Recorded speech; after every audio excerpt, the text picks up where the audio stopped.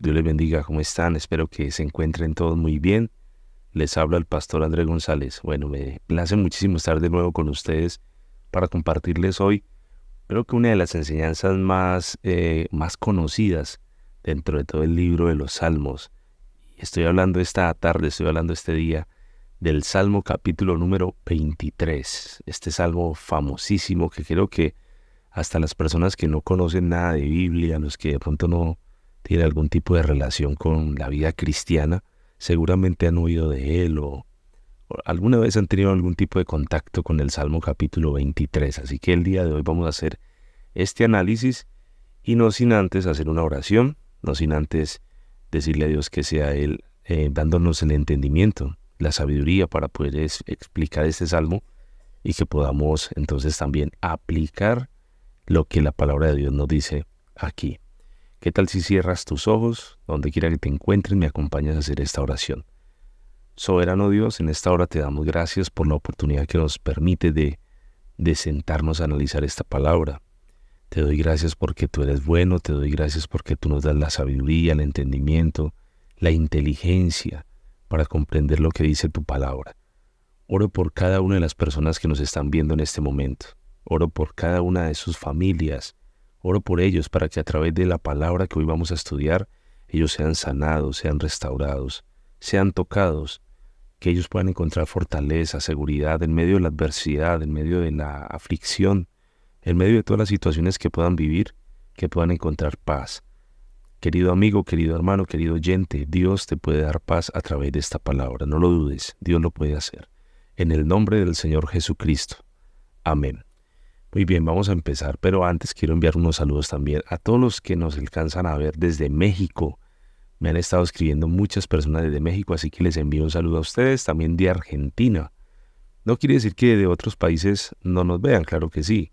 Desde muchos países de Sudamérica, Centroamérica, nos alcanzan a ver, sino que estos saludos son especiales porque constantemente veo que me escriben muchísimo de México y de Argentina. Espero que Dios bendiga a sus hermosos países, a sus naciones y bueno, y a las demás naciones de Sudamérica y de Centroamérica que nos vean y de Norteamérica, bueno, y de todas las partes del mundo donde nos estén viendo en este nuevo día.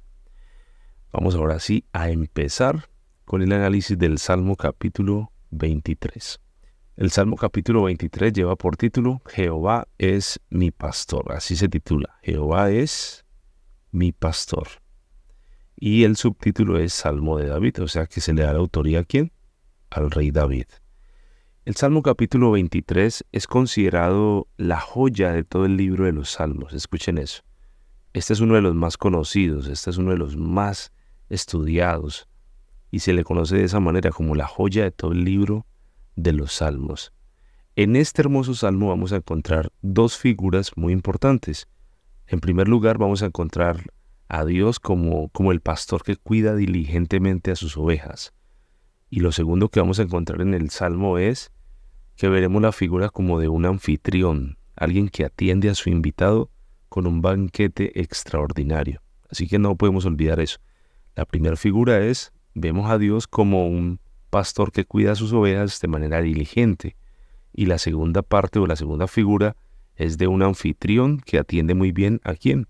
A su invitado con un banquete extraordinario. En este hermoso salmo podemos ver que se transmite una profunda sensación de ¿qué? De confianza, una sensación de seguridad en el Señor. Este mensaje de apoyo, de consuelo que hay aquí implícito en el Salmo 23 ha impactado la vida de muchas personas alrededor del mundo. Y yo creo que seguramente al día de hoy Dios también va a hablar a nuestra vida a través de este hermoso poema.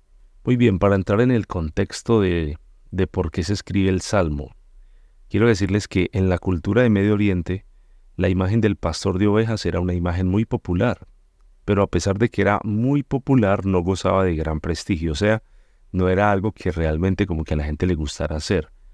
El salmista está presentando a Dios en ese salmo como el pastor, en una cultura donde el pastor no tiene mucho prestigio social, donde el pastor no ocupaba las posiciones quizá más destacadas dentro de la escala económica o de la política de su tiempo.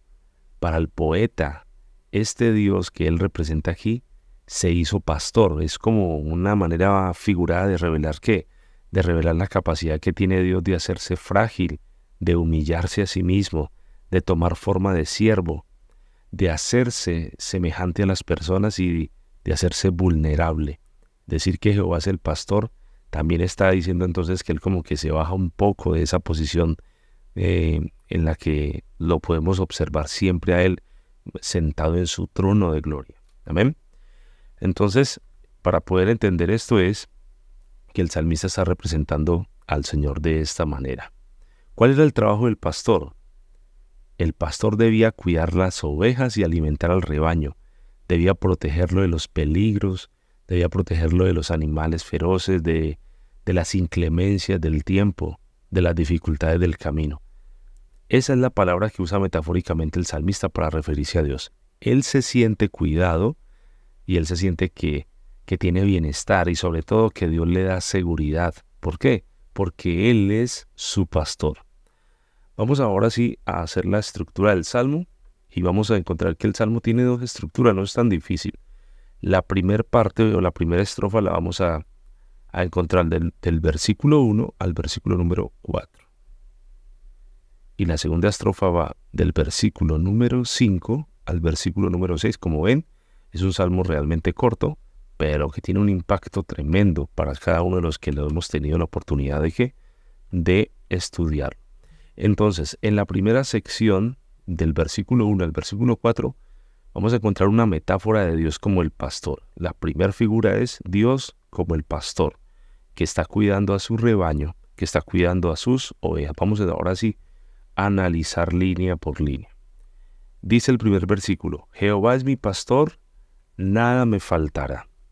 Aquí la traducción que utiliza el verbo faltar, aquí, faltará, la traducción no está conjugado en tiempo futuro como lo leemos aquí, faltará, sino que la traducción está conjugada en un tiempo presente. Entonces se leería como: Jehová es mi pastor, nada me falta. El Señor es mi pastor, nada me falta. Todo el Salmo es una afirmación de la presencia divina que va a superar los límites, que va a superar las inseguridades, que va a superar las dudas, los miedos. Yo creo que esta reflexión no nace de un momento de ocio en el salmista, sino que estas palabras tienen un trasfondo. ¿Un trasfondo desde qué? Desde lo político, desde lo religioso, desde lo social, desde lo particular, en donde tal vez el salmista ha visto a Dios que Él ha atendido a sus súplicas, a sus necesidades, y es por eso que afirma que Dios es su pastor y nada le falta. Aquí yo hago una pregunta. ¿Alguno de ustedes, seguramente, no sé, alguna vez ha visto a Dios obrando en su vida? ¿Usted ha visto a Dios obrando en una necesidad? ¿Lo ha visto obrando en una calamidad, en una enfermedad que usted ha tenido? Seguramente sí. Pues entonces, si usted lo ha visto obrar de esa manera, con toda seguridad usted debe proclamar y debe decir: el Señor es su pastor y con Él nada le falta. Si usted tiene a Dios con usted, si el Señor está de su lado, si usted siente la presencia de Dios cerca de usted, no hay nada que le pueda faltar, porque inclusive en medio de la enfermedad, en escasez económica, en angustia, en problema, si el Señor está de su lado, la sola presencia del Señor nos llena absolutamente todo. Él lo puede llenar todo, Él llena los vacíos, Él llena las dudas, Él quita todos sus temores, Él disipa toda tiniebla. Entonces, si está el Señor con nosotros, tendremos que decir, como dijo el salmista: Jehová es mi pastor, el Señor es mi pastor. Y aquí recuerden que la conjugación sería nada me falta, sino que aquí está la conjugación en un tiempo futuro, pero en realidad en la traducción, o más bien desde el hebreo, este verbo no está conjugado en futuro, tiempo futuro, sino en tiempo presente. Nada me falta. Versículo número 2. En lugares de delicados pastos me hará descansar, junto a aguas de reposo, ¿qué? Me pastoreará. En lugares de delicados pastos me hará descansar. Vamos a analizar esa línea. Esta frase quiere decir, o más bien está haciendo alusión al lugar donde eran llevadas las ovejas. El pastor de turno, el pastor de esa época, debía buscar los mejores pastizales. ¿Para qué? Para que su rebaño fuera alimentado. Esta palabra delicados viene del hebreo deshe, que quiere decir retoño, brote o que está como germinando. Y la palabra pastos, esta otra palabra, viene del hebreo naá, que quiere decir habitación. Y tal vez en un significado un poco más amplio de esta palabra pastos es hogar o casa, o de manera figurada está hablando de un potrero, pero no un potrero cualquiera, sino un potrero agradable. Con lo dicho anteriormente, hablando de este pastizal desde la óptica de la oveja, no era cualquier pastizal, no era cualquier rastrojo. El pastor no debía llevar sus ovejas a cualquier parte. El pastor debía escoger el lugar más agradable, el lugar donde brotaba la hierba. Era una hierba agradable de digerir para las ovejas. Sus ovejas se sentían agradadas en ese terreno. Y para que las ovejas fueran bien alimentadas, entonces la responsabilidad reposaba ¿en quién? En el pastor. Él es quien debe buscar los mejores pastos. Por eso es el buen pastor, porque busca los mejores pastos. Hay pastores que no buscan los mejores pastos para sus ovejas. Hay pastores que alimentan a sus ovejas de basura, que les comparten a sus ovejas cosas que no les deben de compartir, mensajes y enseñanzas que no van dentro inclusive no se apegan ni siquiera a la Biblia. Son mensajes que tal vez pueden hacer llorar a una persona, o lo pueden hacer reír, o lo pueden hacer saltar, o lo pueden hacer emocionar, pero no son mensajes que vengan estructurados desde la palabra. ¿Por qué? Porque hay pastores que están más interesados en otras cosas antes que en que su oveja sea realmente alimentada, que esté llegando a buen pasto. Pero qué bueno encontrar que el mismo Dios nos da un ejemplo, y es que Él no permite que sus ovejas o sus hijos sean alimentados de cualquier manera, no, sino que el Señor elige los mejores pastos, los lugares más delicados. Qué bueno poder aprender eso. Y hablo con los pastores que puedan ver esta enseñanza. No le dé a su oveja, no le dé a su congregación cualquier mensaje. No le comparta a sus ovejas cualquier mensaje bajado de internet, cualquier enseñanza que porque otro la predicó, porque otro la dijo, y entonces le parece a usted muy agradable repetir lo mismo que él, cuando no es la necesidad que tiene su oveja. Ojo con eso. Si usted va a compartirle la palabra, primero métase en oración, hable con Dios y dígale a Dios que le comparta el mensaje que esa oveja necesita escuchar. Que Dios le dé la unción, la sabiduría para compartirle la palabra. Pero no le predique cosas que no tienen sentido. No le hable, perdóneme la expresión, no les hablen basura. Tráigale los mejores pastos a sus ovejas como lo hace el Señor. En lugares de delicados pastos me hará ¿qué? Me hará descansar. Ahora, esta palabra descansar viene del hebreo rabatz. Y ese rabatz traducido es acostarse, o en un sentido figurado, está hablando de cuando la oveja encoge las cuatro patas, como que ella como que se recoge un poco, descansar aquí. Y David está usando este ejemplo para describir ¿qué? Para describir la actitud de Dios con él, para describir la actitud de Dios con su pueblo, que los ha guiado siempre a los mejores pastos, pero los hace reposar. Y termina diciendo aquí la última frase: junto a aguas de reposo me pastoreará. Junto a aguas de reposo es junto a aguas tranquilas. La palabra reposo aquí es tranquilidad. O junto al lugar de consuelo. Él nos lleva y nos conduce a estos lugares de consuelo, donde podemos descansarnos. Y termina la última palabra aquí. Pastoreará es que Él nos va a guiar, que el Señor es el que nos muestra el camino, la senda. Hay un texto, no recuerdo muy bien la cita bíblica, pero seguramente ahorita lo voy a compartir, la cita bíblica. Ese texto dice que el que ande por este camino, por torpe que sea, no se extraviará. Versículo número 3. Confortará mi alma, me guiará por sendas de justicia por amor de su nombre. Confortará mi alma quiere decir que Dios está renovando la vida del salmista, que le restablece sus fuerzas, que le va a ayudar para enfrentar la vida con seguridad. Confortará. No sé si alguien en este día necesite que Dios sea confortándole. Seguramente está pasando por una prueba, está en una enfermedad, una situación de angustia. Pues bien, le quiero decir que para usted es esta palabra. El Señor confortará su alma, le dará nuevas fuerzas, le dará la capacidad de sobreponerse a lo que está viviendo. Por difícil que sea, Dios le va a confortar su alma. Me guiará por sendas de justicia por amor de su nombre. Me guiará Aquí la palabra me guiará quiere decir que me encaminan. Recordemos que las ovejas tienden como por momentos a dispersarse o a tomar su propio camino, y es necesario que haya un pastor, que tenga la guía de un pastor para que la haga volver a su camino. Si no hay un pastor que la guíe, seguramente la ovejita se va a dispersar y va a terminar fuera del rebaño. Eso es lo que lastimosamente sucede con muchas ovejas hoy, hablando ya desde el ámbito de iglesia.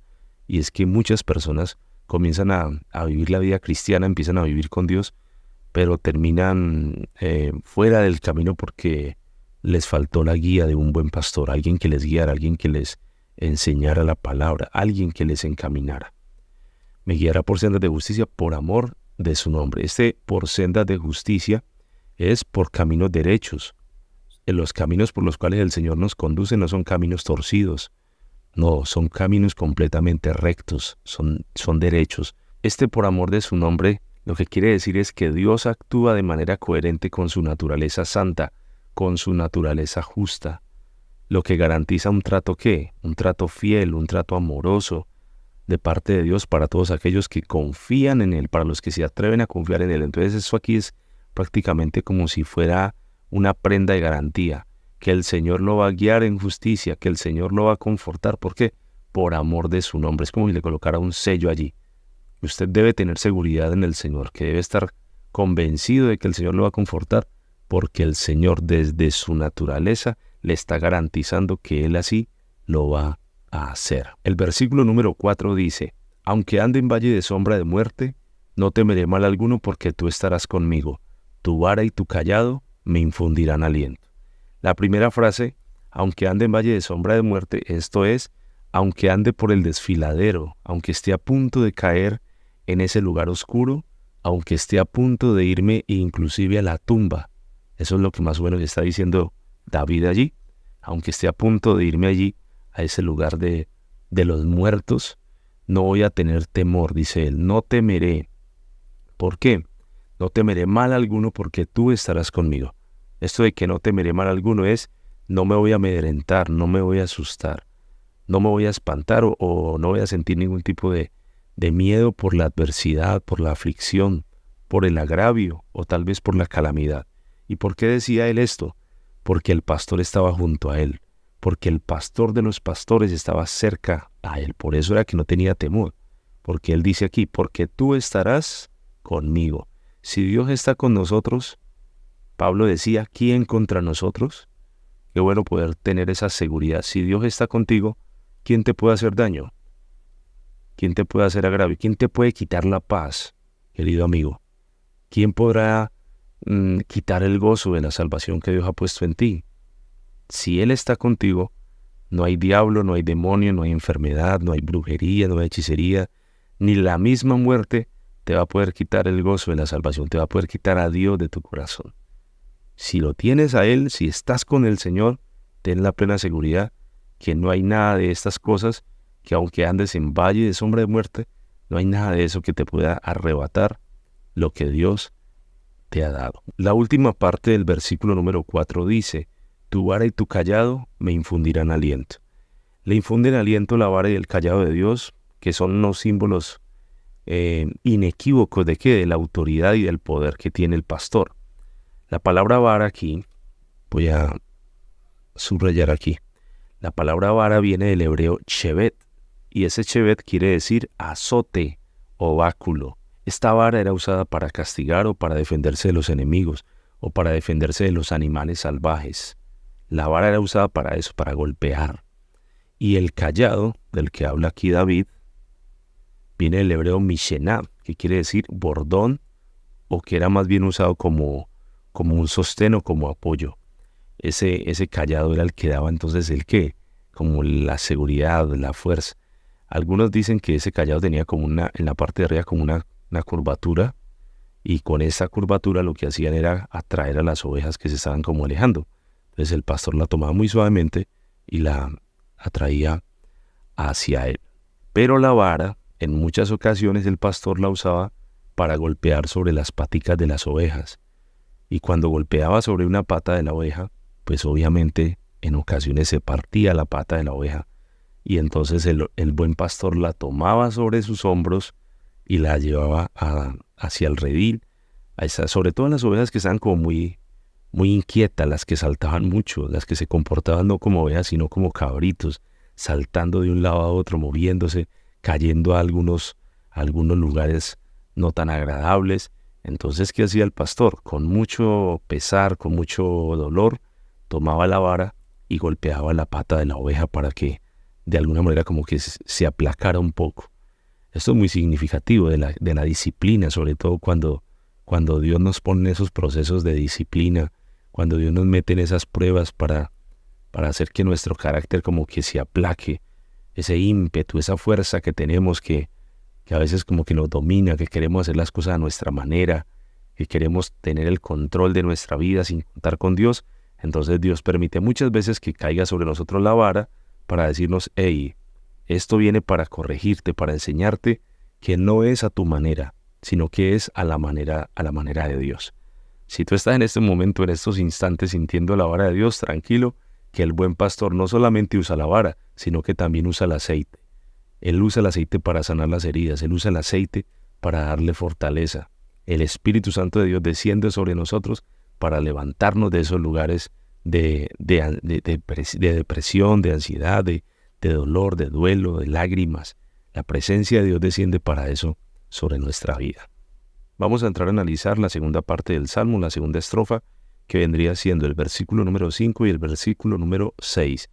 En esta segunda estrofa ya vamos a notar que cambia la figura de pastor por la figura de anfitrión, de ese anfitrión que atiende muy bien a su huésped. Más allá de simplemente satisfacer el hambre, la invitación a compartir una comida dentro de la cultura antigua, ese era un gesto muy, pero muy significativo para ellos. Era un gesto que demostraba hospitalidad, que demostraba la solidaridad y que en ocasiones también establecía como alianzas, esas alianzas que eran importantes entre las personas de la época. El versículo número 5 dice, aderezas mesa delante de mí en presencia de mis angustiadores, unges mi cabeza con aceite, mi copa está rebosando. Eso de aderezas mesa delante de mí en presencia de mis angustiadores, esto quiere decir, me preparaste un banquete delante de mis enemigos. Aderezas es acomodar. La palabra aderezar aquí significa acomodar. ¿Y qué es lo que está acomodando según el salmista? El salmista está diciendo que él acomoda una mesa. Esa mesa normalmente no era una mesa pequeña, sino que en este contexto está hablando de una mesa alargada, una mesa muy grande, una mesa que se extendía por gran parte de la sala de la casa. Y ese delante de mí lo que quiere decir es que él está acomodando la mesa y mientras acomoda la mesa no deja de mirarlo. Se siente agradado de tenerlo en su banquete. Y por último la frase dice, ¿en presencia de quién? En presencia de mis angustiadores, en presencia de mis adversarios, en presencia de aquellos que me afligen, en presencia de aquellos que me han hecho daño con sus ataques, los que me hacen estar estrecho. Por allá en un capítulo anterior les hablaba de esa estrechez que producen los enemigos. Ese día sus adversarios no pudieron afligirlo. Ese día sus adversarios no pudieron hacerlo estrecho, ya que él había entrado a un lugar seguro, en donde ellos no estaban invitados. Ellos tenían que mirar desde afuera. Esta referencia del salmista seguramente, posiblemente desde mi óptica, se debe a que él conocía las famosas ciudades de refugio mencionadas en Josué capítulo número 20. Si alguien quiere saber qué eran las ciudades de refugio, le invito para que abra la Biblia en Josué capítulo 20 y se dé cuenta de la historia. Y bueno, no voy a ahondar un poquito en esto porque me demoraría muchísimo explicándolo. Pero seguramente puede ser que dentro de la mente de David entendía y conocía muy bien qué eran las ciudades de refugio y por eso hace la comparación de que los enemigos de él están afuera viendo cómo el anfitrión lo atiende mientras él está sentado en la mesa, mientras él está allí. Ellos no pueden pasar a hacerle daño, no pueden ingresar a ese lugar seguro a hacerle lo que quieren hacerle. Y la última frase del versículo 5 dice, unges mi cabeza con aceite, mi copa está rebosando. Este unges quiere decir dashen aquí. El unges es dashen en el hebreo, que quiere decir aceptar. En otras palabras, ese derramamiento de aceite que se hacía sobre la cabeza del huésped, lo que estaba haciendo es que lo estaba haciendo acepto delante del anfitrión, o sea, que lo estaba aceptando en su mesa. Aparte de eso, también lo reconfortaba, porque ese aceite se usaba también como medicina, como ungüento. Cuando venían caminando muchos días, cuando venían de muchos días de trayecto, se les ungía, se les colocaba aceite inclusive sobre las heridas y esto les daba, de alguna manera, como se usaba como medicina, ¿no? Como que les sanaba, como que les reconfortaba, les ayudaba, les levantaba un poco más el ánimo. Por eso se derramaba aceite sobre la cabeza del huésped. Y él dice, él unge mi cabeza con aceite, mi copa está rebosando. Y esto de que mi copa está rebosando, lo que quiere decir es que el anfitrión es un anfitrión generoso, que da, pero que da sin medida. Qué bueno poder encontrar eso en Dios. Mi copa está rebosando. Cuando Dios da abundantemente. Él no es como nosotros, que nosotros somos egoístas para dar. Nos cuesta bendecir, nos cuesta ayudar. No, Él lo ha dado todo, inclusive se dio a sí mismo por amor a nosotros. El versículo número 6, y con este ya terminamos el Salmo capítulo 23. Ayúdenme a leer ahí mientras vamos estudiando. Por favor, tome su Biblia y lea conmigo. Ciertamente el bien y la misericordia me seguirán todos los días de mi vida, y en la casa de Jehová moraré por largos días. Cuando habla de ciertamente, esta palabra ciertamente lo que está diciendo es sin duda alguna. Es como una especie como de juramento. Sin duda alguna, el bien y la misericordia me seguirán todos los días de mi vida. El bien, la bondad, el bien es la abundancia de Dios, todo lo que Dios quiere poner delante de ti, poner delante de mí. Ciertamente el bien y la misericordia, esa misericordia que Dios tiene para con nosotros. Y es bien interesante que dice, y la misericordia me seguirán todos los días de mi vida. Es decir, vendrán ellas detrás de mí. No soy yo quien las va a buscar, no soy yo el que va detrás de ellas, no soy yo quien va detrás de la misericordia buscando la misericordia o apelando a ella. No, es la misericordia la que viene detrás de nosotros. Y dice él, terminando la frase, todos los días ¿de qué? De mi vida. O sea, desde que me levanto hasta que anochece, voy a sentir que el bien y la misericordia me van a seguir constantemente. Y va a terminar todo el Salmo con broche de oro diciendo, y en la casa de Jehová moraré por largos días. David amaba demasiado tener contacto con la presencia de Dios. De hecho, en su mente, recordemos que dentro de sus anhelos, sus deseos era construir un templo, una casa física para tener así también mucha cercanía con Dios, con su Dios. Y por eso él habla de esto. Y en la casa del Señor voy a estar por largos días. Esto de la casa es en la presencia de Dios. No me voy a ir de su presencia. No me quiero alejar de Él. ¿Por qué? Porque en Él encuentro la seguridad. Recordemos que el Salmo 23 es un salmo de confianza, de seguridad. Por eso es que termina diciendo esto. Voy a estar cerca de Él porque Él es mi buen pastor, porque Él es el que me protege. Él es el que me lleva a delicados pastos. Él es el que me hace descansar. Y es el que me cuida aunque esté en valle de sombra de muerte. Él es el que me alienta, es el que me corrige cuando me tiene que corregir, pero también me da esperanza y me da fortaleza y seguridad cuando lo necesito. También me prepara banquete delante de los que me quieren afligir, me hace exaltar, me levanta cuando estoy afligido, cuando estoy en depresión, cuando estoy en angustia. Él no me deja en el suelo, Él cuida de mí. Por eso, y el bien y su misericordia todo el tiempo van a estar conmigo, de mi lado.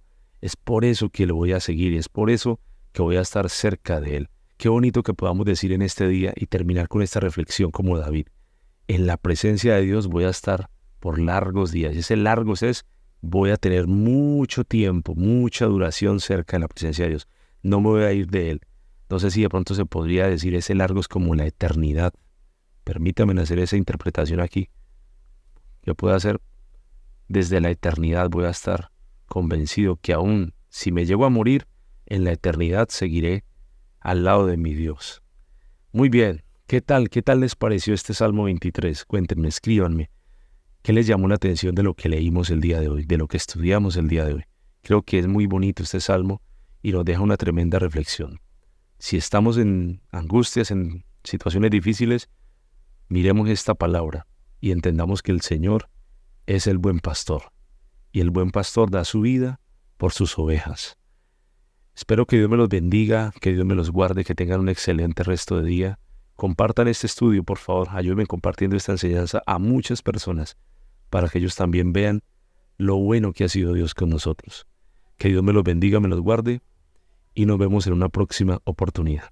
Chao, chao.